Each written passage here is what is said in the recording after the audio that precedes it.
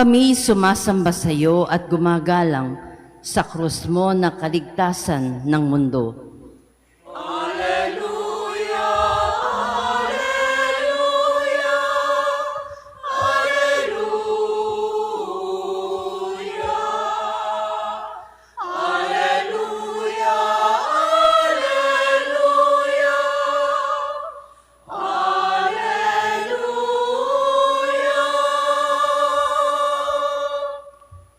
Sumainyo ang Panginoon. At sumainyo rin. Ang mabuting balita ng Panginoon ayon kay San Juan. Papuri sa iyo, Panginoon. Noong panahong iyon, sinabi ni Jesus kay Nicodemo, "Walang umakyat sa langit, kundi ang bumaba mula sa langit, ang Anak ng Tao. At kung paanong itinaas ni Moises ang ahas doon sa ilang, gayon din naman, kailangang itaas ang Anak ng Tao, upang ang sinumang sumasampalataya sa Kanya ay magkaroon ng buhay na walang hanggan. Gayon na lamang ang pag-ibig ng Diyos sa sangkatauhan, kaya ibinigay niya ang Kanyang bugtong na anak, upang ang sumampalataya sa Kanya ay hindi mapahamak, kundi magkaroon ng buhay na walang hanggan. Sapagkat sinugo ng Diyos ang Kanyang anak, hindi upang hatulang maparusahan ang sanlibutan, kundi upang iligtas ito sa pamamagitan niya." Ang mabuting balita ng Panginoon. Pinupuri ka namin, Panginoong Hesukristo. Isang magandang umaga po sa inyong lahat. Ngayon po ay pinagdiriwang natin ang kapistahan ng pagtatampok sa krus na banal. Ang krus na siya ring ating nagiging sandigan, ang krus na dapat nating kinakapitan, kung paanong ang pagdiriwang na ito ay nagpapaalala sa atin ng mahalagang bagay na dapat nating tinataglay. Sino po ang may mga krus sa bahay? Yung image, yung crucifix. Sino may mga crucifix sa bahay? Iba, wala na. Ano ba ang pagtingin mo sa krus? Sa atin kasi, madaling ma-identify, no? Kapag ang isang simbahan ay simbahan ng Katoliko, kapag ito ay mayroong krus at yung krus ay mayroong nakapakong Kristo. Mayroong mga krus na krus lang, yung may mga simbahan, may mga Protestant church, no? Pag pumunta ka sa ibang bansa, alam mong hindi ito Katoliko, pero naniniwala kay Kristo, pero yung krus nila ay walang tao, walang nakapako. Pero sa atin, sa simbahan natin, ang krus ay nananatili si Kristo. Bagamat para sa iba, kaya ayaw nilang may nakikita, no, o hindi nila tinatanggap ito dahil para sa iba, no, sa ibang religion o sa ibang paniniwala na ang krus ay simbolo ng kahihiyan.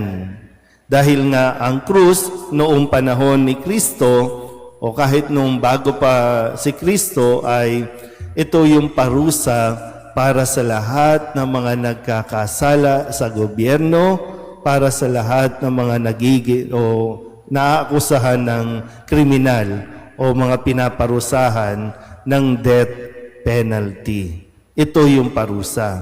Kaya para sa iba, kahihiyan ito. Na kapag ang isang tao ipinako sa krus, at inilalagay yan sa kung saan makikita ng mga tao para kutyain, para pahiyain o i-humiliate pa ng todo. Pero nung si Kristo ang ipako sa krus, nagkaroon tayo ng ibang pagtingin o ibang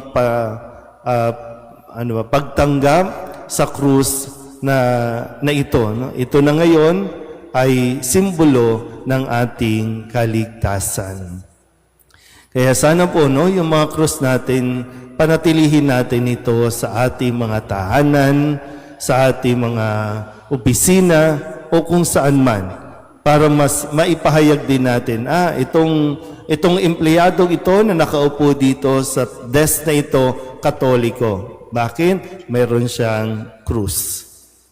Minsan na nating narinig na mayroon tayong mga mambabatas na gusto nilang gumawa ng batas para ipagbawal ang paglalagay ng mga krus. Sa ngayon nga, kapag pumasok ka sa mga public school, kasi siyempre pag Catholic school ay talagang Catholic, mayroong symbol, mayroong sign. Pero sa mga eskwelahan ngayon, unti-unti, may makikita kang silid na wala ng krus. So magtataka pa ba tayo kung bakit nagkakaroon ng ibang mga mindset ang mga kabataan natin ngayon? Na para bang hiwalay ang turo ni Kristo sa turo ng ating ng eskwelahan na lagi na lang utak para dumami o para kumita ka pagdating ng araw, kailangan marunong ka. Pero nakakalimutan natin yung aral at itinuturo ng krus na dapat din nagpapaalala sa atin ng tatlong bagay. Una, ang krus ay simbolo ng ating pananampalataya o faith. Sabihin niyo nga po, faith. So tuwing makikita mo ang krus, ito yung ating ipinapahayag. Sa tuwing ikaw ay naglalagay ng krus saan man, sa kwarto, sa bahay, sa opisina, ipinapahayag mo din ang iyong pananampalataya. Na ang kahoy na krus na ito, ang krus kung saan ipinako si Kristo ay ang ating tagapagligtas. Kaya nga simbolo ng ating pananampalataya. Niyayakap natin ito at hindi ito kailanman ikakahiya. Gaya ng nasabi ko kanina, tinanong ko kayo, sa mga bahay niyo ba mayroong krus? At ano ang pagtingin mo sa krus? Yan ba ay simbolo ng iyong pananampalataya? O baka katulad ng mga pagtingin natin ng mga anting-anting? Pag-uwi ninyo sa bahay, tingnan niyo po baka yung krus nandiyan. Pero nasa tabi niya yung pusa. O kaya naman, nasa tabi niya yung Buddha. O kaya nandiyan yung palaka. Lahat ng pampaswerte nandiyan kasama ang krus. So anong tingin mo sa krus? Pampaswerte lang din? May ganyan po, hindi tayo kasi swerte-swerte. Tayo ay nananampalataya kay Kristo. Kahit pa mayroon tayong mga problema, mga pagsubok, hindi pampaswerte si Kristo. Hindi pampaswerte ang krus. Ang ating krus, yan ang ating pananampalataya. Kamamatayan natin yan at handa rin tayong mamatay alang-alang sa pananampalataya natin sa krus. Sabihin niyo nga po ulit, faith. Pangalawang bagay, ang pag pinagmamasdan mo ang krus, ito ay nangungusap sa atin at nagsasabi sa atin na mayroon tayong pag-asa o hope. Sabihin niyo nga po, hope. Yan. Yun, di ba sabi nga po dito, hindi ninais ng Diyos na tayo ay maparusahan, kundi sa pamamagitan niya, tayo ay magkaroon ng buhay na walang hanggan. Kung paanong si Kristo, kung paanong ang ating Panginoon ay hindi sumusuko sa atin. Kaya sa tuwing pagmamasdan mo po ang krus, tandaan mo ito, Sinasabi sa atin, may pag-asa pa. Habang buhay ang tao, may pag-asa pa. Sabihin nyo nga sa katabi ninyo, may pag-asa ka pa. Diba?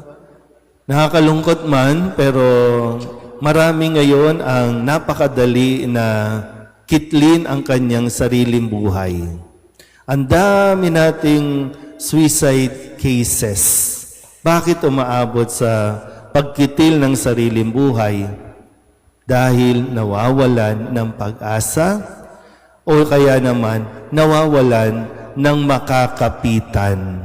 At pakiramdam nila, wala na talagang pag-asa. Dahil walang makitang krus. Kaya sabi ko, wag niyong iismulin. Wag niyong babaliwalain o ipagwawalang bahala yung nagagawa ng krus na nandiyan sa ating harapan. Yung nakikita mo lagi.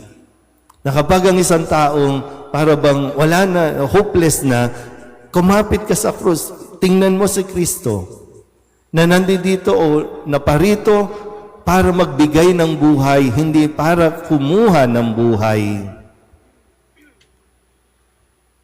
Sa murang edad pa lang, tinuturo na natin dapat sa mga bata, konting katisismo, konting kaalaman, sino ba itong nakapako sa krus na ito at bakit siya ipinako sa krus?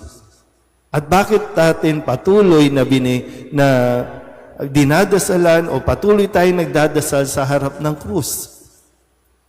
Dahil ito ay nagdudulot sa atin ng pag-asa. Pangatlo po, sa tuwing pagmamasdan mo ang krus, yan ay nagpapaalala sa atin at nagsasabi sa atin ng pagmamahal ng Diyos sa tao. Yung love. Sabihin niyo nga po, love. Ang sabi sa ating ebanghelyo, gayon na lang ang pag-ibig ng Diyos sa tao, sa sanlibutan. Kaya ibinigay ang kanyang bugtong na anak para sa atin. So, hindi natin tinotorture si Kristo. Kaya ayaw natin na umalis siya sa krus. Kundi yan, kaya nananatili si Kristo dyan para sabihin sa atin na hindi tumitigil ang Diyos na mahalin tayo. Kahit gaano tayo kahirap mahalin, mamahalin tayo ng Diyos. Kahit tayo ay makasalanan, mamahalin pa rin tayo ng Diyos. Muli, ang krus na ating itinatampok bilang krus na banal, hindi yan pampaswerte, hindi yan palamuti, hindi yan dekorasyon. Yan ay simbolo ng ating pananampalataya, pag-asa, at pag-ibig. Amen.